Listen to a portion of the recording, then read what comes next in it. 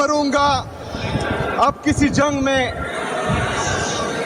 नहीं मरूंगा अब किसी जंग में, ये सोच लिया मैं अब की बार इश्क इमरान में मारा जाऊंगा। नहीं मरूंगा अब किसी जंग में, नहीं मरूंगा अब किसी जंग में, ये सोच लिया मैं अब की बार इश्क इमरान में मारा जाऊंगा। और 5 दिनों से कैंपेन चला, चूंकि हम इलेक्शन में मसरूफ थे, उनको मैं जवाब ना दे सका, तो कुछ अशार अर्ज हैं आपके लिए।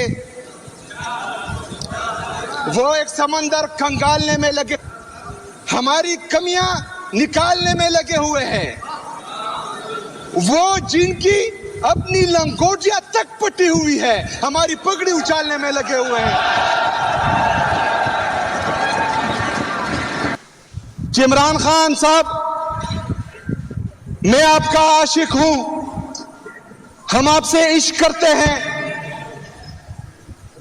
इससे पहले शायद आपने लोग देखे होंगे जो सियासत करते थे, आज पहली दफा आप आशिक देख रहे हैं। हम इश्क करते हैं अपने लीडर, अपने देखिए, उसके बाद मजीद बात करते हैं। गाड़ियां हैं, ना बंगले हैं, ना पैसे हैं, ना इस कुर्सी के लालच है, क्योंकि जिस दिन मेरे लीडर, मेरे कायद ने कहा कि ये कुर्सी नहीं तो इस तरह लाद दूंगा और उधर पड़ी होगी इंशाल्लाह।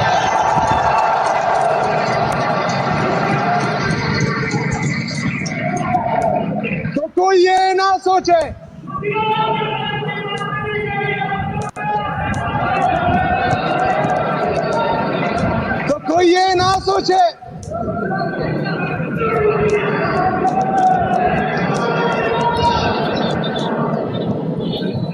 कोई ये ना सोचे कि आज मैं इस मनसब पर आ गया हूं और 4-5 गाड़ियां आगे पीछे होंगी और 4-5 लोग मुझे सलूट करेंगे, और इस तख्तो ताज को देखकर, इस शाहाना लाइफ को देखकर मैं अपने मकसद और नजरिए से हट जाऊंगा। ये आपकी भूल है। इंशाअल्लाह ताला जैसा मैं था ऐसा मैं हूं, ऐसा मैं रहूंगा इंशाअल्लाह। जनाब स्पीकर, 26 नवंबर की रात एक तारीख रात थी। हमारे लोगों पर सीधी फायरिंग की गई। अपने ही सिक्योरिटी फोर्सेस ने हमारे कारकुनों को शहीद किया। आज भी टीएल के शोहदा पर इन्होंने जो है स्ट्रेट फायरिंग की। ये लोग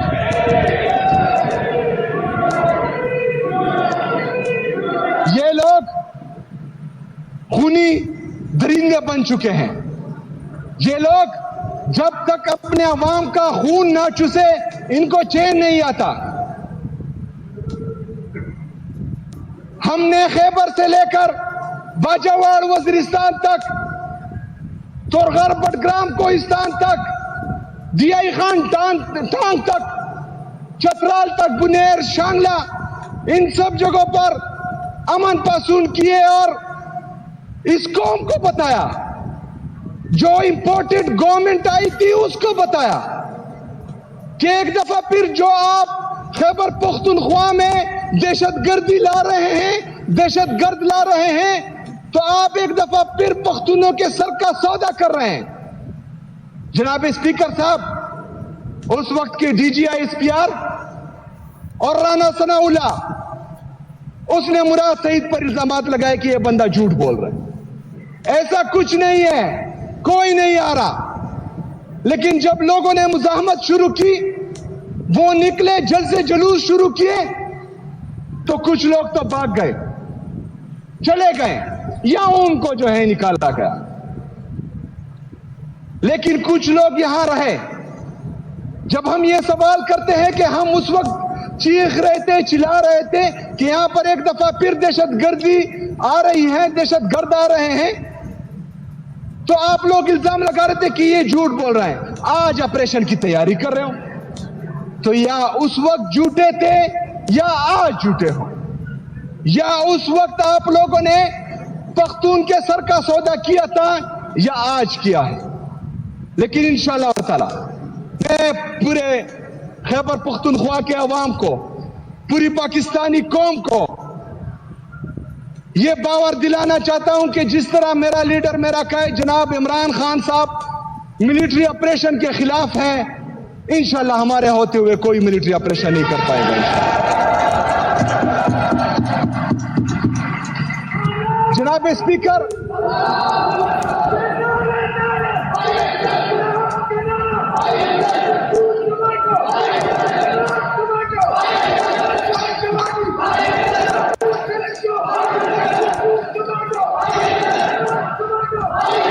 جناب اسپیکر، ملٹری آپریشنز کبھی بھی ایک مسئلے کا حل نہیں ہے. دنیا ڈائیلاگز کی طرف جا رہی ہے. ادھر ہمارے والے پریس کانفرنس کر کے کہتے ہیں کہ ہم نے 14,000 انٹیلیجنس بیسڈ آپریشن کیے ہیں، لیکن دہشت گردی ویسی کی ویسی ہیں. آج بھی میرے لوگ آئی ڈی پیز ہیں، آج بھی میرے لوگوں کے گھر اجڑ رہے ہیں، آج بھی میرے لوگ شہید ہو رہے ہیں. تو ایسے آپریشنز کا کیا فائدہ؟ انٹیلیجنس بیسڈ آپریشن کے علاوہ 20 سے زائد جو ہیں یہ ملٹری آپریشن بھی کر چکے ہیں، ابھی بھی کہتے ہیں دہشت گردی ہے. تو اگر دہشت گردی آج بھی ہے اتنے آپریشنز کے بعد، تو اس کا مطلب ہے کہ ملٹری آپریشن کسی چیز کا حل ہی نہیں ہے. یہ بات 2004 میں میرا لیڈر، میرا قائد جناب عمران خان صاحب کہتا تھا. اس کا حل کیا ہے؟ حل بھی بتا دیتے ہیں.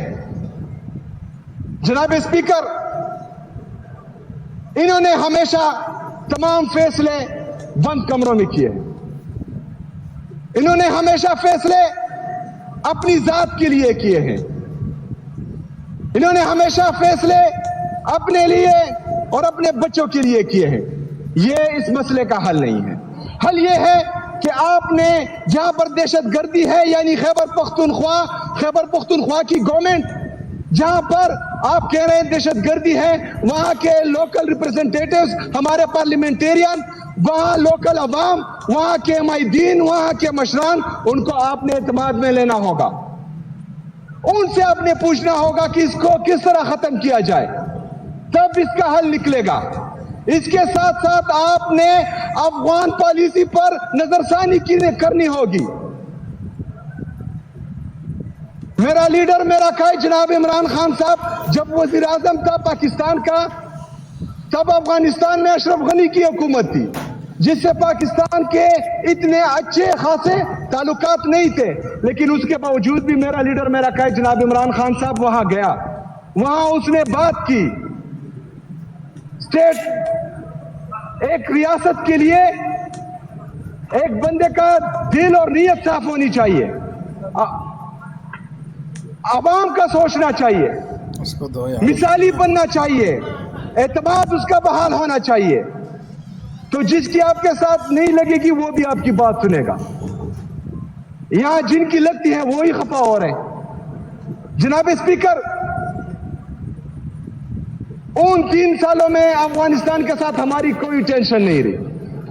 ابھی مسئلہ یہ ہے کہ جو ہمارے افغان بہن بھائی یہاں آپ کے ساتھ 40 45 50 سال سے رہ رہے تھے، ان کو آپ دھکے مار کر نکال رہے ہیں. یہ کہاں کی انسانیت ہے؟ یہ کہاں کی مسلمانیت ہے؟ جس بندے کو ہم نے 40 45 50 سال اس ملک میں جگہ دی، اس کی یہاں رشتہ داریاں بنی، وہ یہاں پر پیدا ہوا، یہاں پر جوان ہوا، یہاں پر بوڑھا ہوا، اس کو آپ جو ہے دھکے مار کر نکال رہے ہیں. تو ایسے جو ہے پالیسیاں نہیں بنتی. ادھر حکومت خیبر پختونخوا، ہم علی امین بھائی کا جو وزیر اعلیٰ تھے اس وقت ان کا شکریہ ادا کرتے ہیں. انہوں نے ان کو یہاں سنبھالا، جگہ دی، ان کے لیے کھانے کا بندوبست کیا، ان کو آن کیا، ان کو عزت دی. یہ ہوتا ہے عوام کے لیے کام کرنا، یہ ہوتا ہے اپنے لوگوں کے لیے سوچنا. یہاں پر گئے وہاں پر اٹیک ہونے کی تیاری کر رہے ہیں.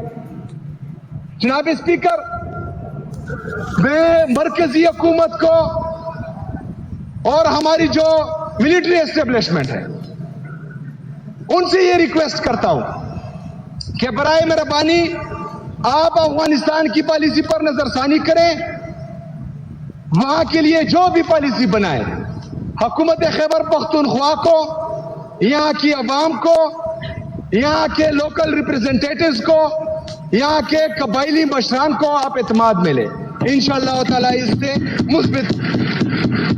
تو ناظرین اکرام، نئے وزیر اعلیٰ نے منتخب ہوتے ہی دھوم مچا کر رکھ دی۔ ناظرین اکرام، سب سے پہلے جو انہوں نے جملہ دہرایا، انہوں نے کہا کہ میں اس بار کسی جنگ میں نہیں بلکہ عشق عمران میں مارا جاؤں گا۔ ناظرین اکرام، یہ بہت بڑا جملہ جو ہے وہ ان کی جانب سے کہا گیا ہے۔ انہوں نے یہ ثابت کر دیا کہ وہ عمران خان کی رہائی کے لیے کچھ بھی کر سکتے ہیں۔ ناظرین اکرام، انہوں نے مزید کہا کہ میں اپنے قائد کے حکم پر جو ہے وزارت اعلیٰ کی منصب سنبھالنے کے لیے آیا ہوں، اور جس دن میرے قائد نے حکم دیا کہ وزارت اعلیٰ چھوڑ دو، میں اسی وقت کرسی کو لات مار کر پرے پھینک دوں گا۔ ناظرین اکرام، بہت بڑے الفاظ جو ہے وہ سامنے آئے ہیں نئے وزیر اعلیٰ کے پی کی جانب سے۔ اس کے ساتھ ساتھ نئے وزیر اعلیٰ نے مزید کہا کہ وہ اپنے صوبے میں کسی قسم کی آپریشن کی اجازت نہیں دیں گے۔ انہوں نے مزید کہا کہ کوئی بھی معاملہ جو ہے وہ جنگ سے حل نہیں ہوتا، ملٹری آپریشن سے حل نہیں ہوتا، بلکہ اس کے لیے آپ کو امن کے ٹیبل کے اوپر آنا پڑتا ہے۔ تو انہوں نے ناظرین اکرام وفاق کو دھمکا دیا سر عام۔ انہوں نے کہا کہ میرے ہوتے ہوئے کوئی میرے صوبے میں ملٹری آپریشن نہیں کر سکتا۔ وہی دوسری جانب ناظرین اکرام، انہوں نے افغان پالیسی کے حوالے سے بھی وفاق کے اوپر کڑی تنقید کی۔ انہوں نے کہا کہ جو آپ ریفوجیز نکال رہے ہیں پاکستان سے، یہ آپ درست نہیں کر رہے۔ آپ ریفوجیز جو کہ 40 سال سے اس ملک میں رہ رہے ہیں، آپ ان کو سنبھالا دیں، ان کو اس طرح سے دھکے مار مار کے نہ نکالیں۔ تو ناظرین اکرام، یہ بہت بڑی ٹکر لینے جا رہے ہیں جی سہیل افریدی وفاق کے ساتھ۔ ناظرین اکرام، آپ اس بارے میں کیا کہیں گے؟ لازمی کمنٹ سیکشن میں اپنی رائے کا اظہار کریں۔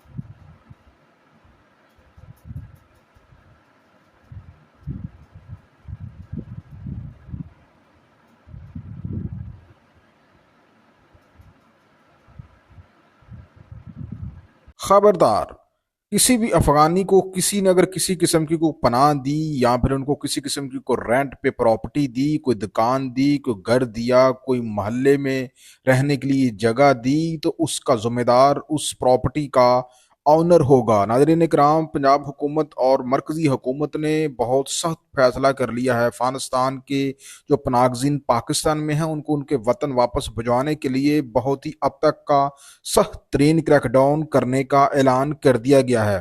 پہلے تو صرف افغانیوں کے خلاف کارروائیاں ہو رہی تھی، لیکن اب جو تازہ ترین اعلان سامنے آیا ہے، خاص طور پہ پنجاب حکومت کی جانب سے افغانیوں کو نکالنے کا جو تیسرا مرحلہ شروع کیا جا رہا ہے، اس میں یہ کہا گیا ہے ان آنرز کو، ان مالکان کو جو کہ اپنی پراپرٹیز یا اپنے گھر یا اپنی دکان یا اپنے پلازے جو ہے وہ افغانیوں کو رینٹ کے اوپر دے رکھے ہیں، ان کو ہدایت کی گئی ہے کہ وہ فوری طور پہ ان سے اپنے گھر، دکان وغیرہ جو ہے، جو پراپرٹی ان کو رینٹ پہ دی ہوئی ہے، وہ فوری طور پر ان سے واپس لے لے، ادروائز ان کے خلاف سخت سخت قانونی کارروائی بھی کی جائے گی۔ تو ناظرین کرام، یہ ان پاکستانی شہریوں کو اب خبردار کر دیا گیا ہے کہ اگر کہیں پہ کوئی غیر قانونی افغانی ملا تو نہ صرف افغانی کے خلاف کارروائی ہوگی، بلکہ جہاں سے ملا، جس جگہ سے ملا، اس جگہ کا آنر جو ہے اس کے خلاف بھی پرچے درج ہوں گے۔